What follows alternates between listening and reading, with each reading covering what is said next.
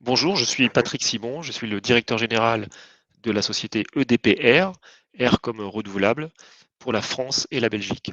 EDPR, c'est une entreprise du secteur des énergies renouvelables qui construit des parcs éoliens et des parcs solaires pour produire une énergie totalement propre.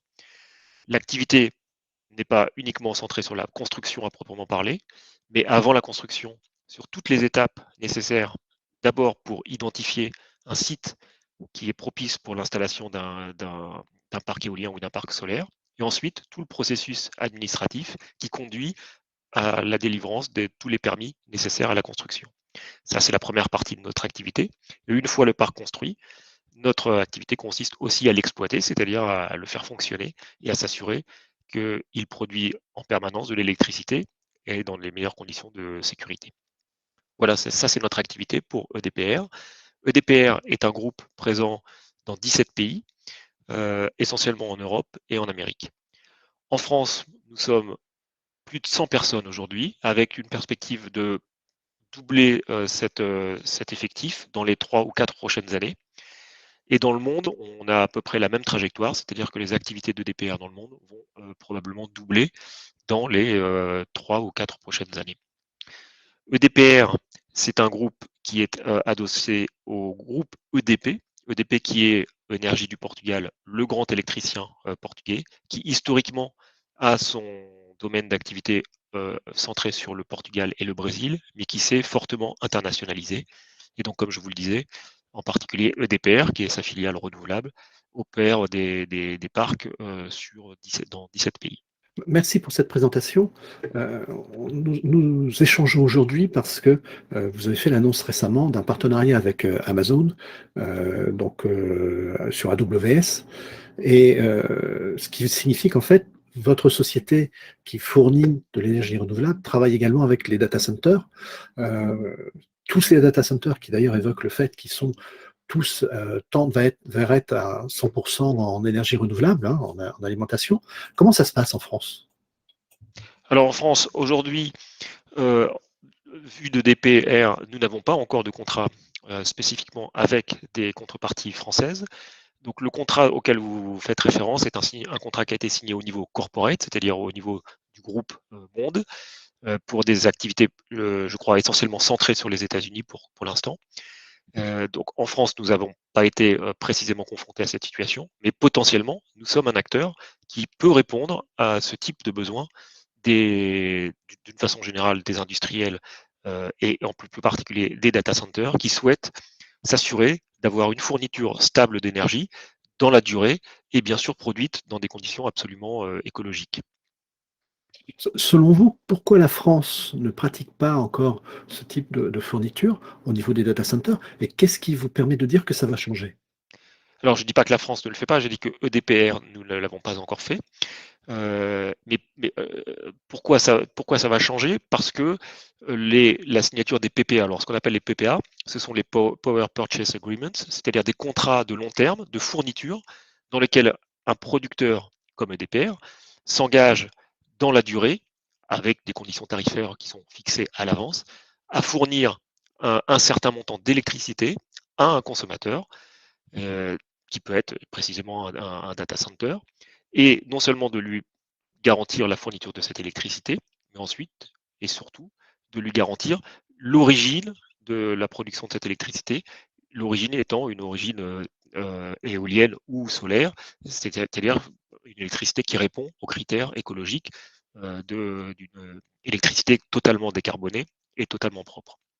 Donc, compte tenu de ce que je viens de dire, il n'y a aucune raison que nous ne participions pas, nous ne proposions pas ce type de produit, d'une part, et que d'autre part, que des data centers ou d'autres entreprises se tournent vers nous pour nous demander de contractualiser ce type d'accord.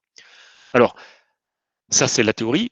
Pourquoi je disais que, enfin, de fait, ce n'est pas encore le cas, et peut-être effectivement en France, c'est peut-être un petit peu moins développé que dans d'autres pays, parce que en France, il existe d'autres systèmes pour nous, producteurs d'électricité, pour valoriser notre électricité. Donc on a des systèmes avec des marchés qui nous permettent d'avoir déjà la réponse qui pour nous est importante, c'est-à-dire d'avoir un client. Donc on a peut-être un petit peu moins d'appétit aujourd'hui pour rechercher ce type de client, puisque le système nous permet de l'avoir. Le système, quand je parle de système, je parle d'un marché de l'électricité qui est suffisamment développé pour répondre à ce besoin. Et derrière aussi le système, il y a aussi un système une organisation en France qui permet de, de de valoriser dans la durée l'électricité qui est produite par les producteurs solaires ou éoliens. Donc c'est pour cette raison, alors que dans d'autres pays, il n'y a pas d'autre alternative et donc il faut absolument trouver un consommateur, autrement dit un client, avant de construire sa centrale éolienne et solaire. Donc c'est la raison pour laquelle peut-être en France on est un petit peu moins développé. Néanmoins, on constate que les industriels et certainement les data centers, mais les industriels d'une façon générale, je peux en citer quelques-uns, des grands consommateurs comme la SNCF, comme des opérateurs de réseau, comme Orange, c'est les noms qui me viennent en tête parce qu'ils sont de grandes entreprises, mais on peut trouver des entreprises moins connues ou plus petites qui cherchent précisément à répondre à la question que j'avais expliquée au départ, c'est-à-dire je veux consommer une énergie propre et je veux m'assurer de la stabilité de cette fourniture dans le temps. C'est-à-dire que c'est pas juste pour la semaine prochaine, c'est pendant une durée qui souvent est de plusieurs années, voire plusieurs dizaines d'années, c'est-à-dire ça peut aller sur 20 ans. Donc s'assurer d'une fourniture d'énergie propre, stable et garantie dans le temps, et dans des conditions financières, commerciales, c'est-à-dire à un prix connu à l'avance. Et ça, c'est un point que je vais développer juste après, qui explique aussi l'intérêt pour les deux parties de conclure un contrat de type PPA. Alors en effet, pourquoi c'est intéressant? Vu du producteur, je vais plutôt commencer vu du consommateur, puisqu'on va se mettre plutôt dans la peau du consommateur, du data center. Le data center, je ne connais pas précisément cette activité. Je sais, comme le grand public, que c'est une activité fortement consommatrice d'électricité. Et donc, dans les coûts d'exploitation d'un data center, l'électricité est un poste important. Il y a donc probablement deux intérêts pour le consommateur. Un, déjà, de s'assurer d'une fourniture dans des conditions bon marché, et bon marché dans la durée. Donc ça, c'est le côté, je m'engage dans la durée à un prix déterminé. Et puis le deuxième aspect qui est très important, et peut-être encore plus pour les data centers, c'est je voudrais consommer une électricité propre, propre au sens notamment de la décarbonation et de, de, de l'absence de l'indépendance énergétique, tous les aspects qui font le succès de l'énergie éolienne et solaire. Donc ça, c'est les deux aspects. C'est important parce que cette stabilité dans le temps, cette stabilité tarifaire et cette garantie d'origine, si jamais on n'arrive pas, le consommateur n'a pas ce type de contrat, il va se fournir probablement auprès d'un fournisseur, d'un grand fournisseur, sans avoir de réponse à ces trois questions. C'est-à-dire qu'il est dans l'incertitude sur les prix. Les prix d'aujourd'hui ne seront peut-être pas les prix de l'année prochaine. Il est dans l'incertitude sur l'origine de son électricité, puisque en France, en tout cas, on n'a pas encore beaucoup d'électricité qui est produite par de l'énergie propre éolienne et solaire. Et donc, ce sont essentiellement ces deux caractéristiques que recherche le consommateur. Il est très important pour lui d'avoir une bonne visibilité sur combien il va dépenser pour sa consommation d'électricité dans le temps. Donc, l'intérêt est de sécuriser cet aspect-là. Et le fameux PPA, le contrat de long terme, va lui apporter cette réponse, puisqu'on va s'engager sur un prix durablement, dans la durée, pendant souvent plusieurs années, parfois davantage, hein, comme je le disais, ça peut être plus de 10 ans. Et puis bien sûr sur la garantie d'origine de cette électricité. Donc ça, c'est vu du côté du data center ou de tout type d'industriel. Pourquoi c'est intéressant aussi pour nous? Pour des raisons qui sont finalement symétriques. Il est important pour nous, avant de construire une centrale éolienne ou solaire, c'est-à-dire avant d'engager l'investissement, il est important pour nous de savoir d'avoir le maximum de garanties sur la rentabilité de cet investissement. Nous, la valorisation de notre investissement, c'est l'électricité qu'on va vendre une fois qu'on aura construit le parc éolien ou solaire.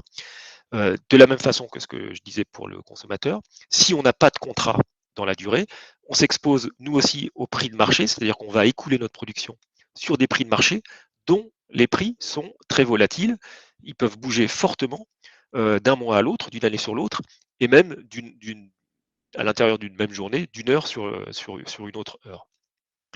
D'où l'intérêt et la nécessité même pour nous, c'est absolument impératif, nous producteurs, d'avoir suffisamment de garanties sur quels seront nos revenus futurs, c'est-à-dire à quel prix on va vendre notre électricité.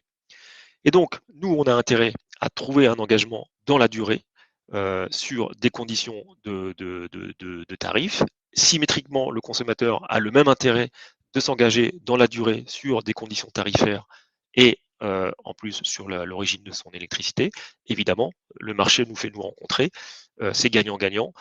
On a tous les deux verrouillé notre position, on a sécurisé notre avenir, moi du côté du producteur, le data center du côté du client, et je dirais les deux parties sont satisfaites, et c'est exactement l'objectif de ces contrats de long terme. Je, je comprends et je vous en remercie, hein. C'est vraiment une présentation qui est tout à fait intéressante et qui correspond à ce que l'on recherchait en type, comme d'information. Alors, malgré tout, j'ai une question à vous poser, mais c'est une question qui s'ouvre sur l'avenir. On s'aperçoit qu'il y a eu quand même beaucoup de projets qui ont été en partie accompagnés par des financements de l'État, qui aujourd'hui commence à peut-être faire un peu marche arrière. Dans le même temps, tout le monde veut aller vers les énergies vertes, mais elles ne sont pas forcément appréciées de la même façon par tous les acteurs. Parfois, c'est même très critiqué. Et puis, dans le même temps, il y a des développements qui se font. On parle d'hydrogène, on parle de biogaz, on parle de beaucoup de choses comme ça. Et on commence à parler de plus en plus de mix énergétique et de ce genre de choses. Comment vous voyez l'avenir et est-ce que vous voyez des axes d'innovation?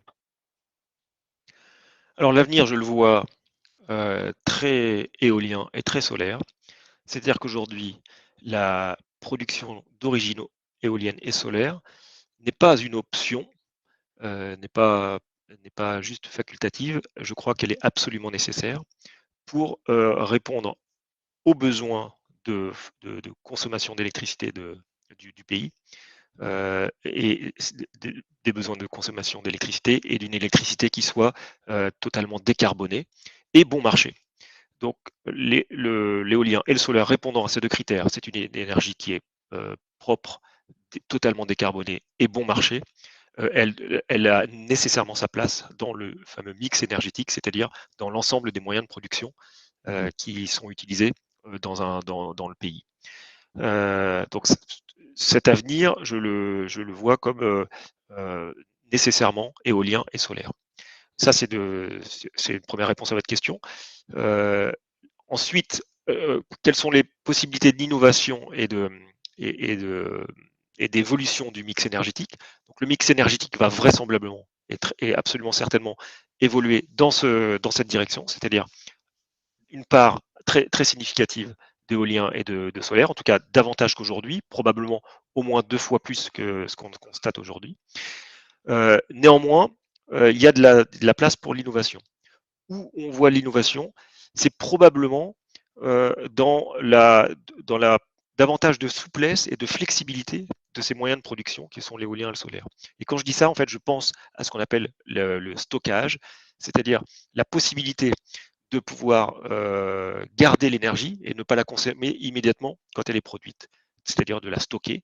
De la stocker pourquoi? Parce que la consommation n'est pas stable pendant toute la journée.